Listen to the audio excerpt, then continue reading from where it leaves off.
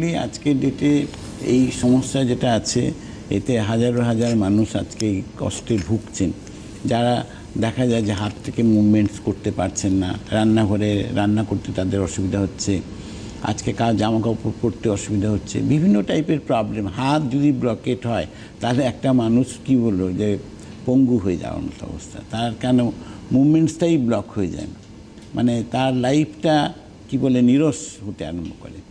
তো আজকে সেই জায়গাটায় যে প্রবলেমসগুলো দাঁড়িয়ে গেছে কি, যে আমার হাতের জেলগুলো, আমার জয়েন্টের জেলগুলো শুকিয়ে গেছে, আমি আর হাতটা মুভমেন্ট করতে পারছি না।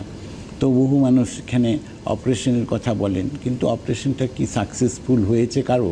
এখানে কিন্তু একটা বিশাল গ্যাপ রয়েছে।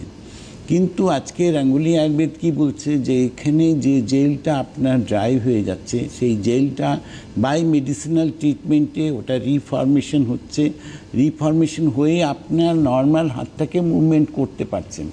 এবং আজকে এখানে সাকসেস রেটের আমার মনে হয় কোনো ব্যাখ্যাই নেই।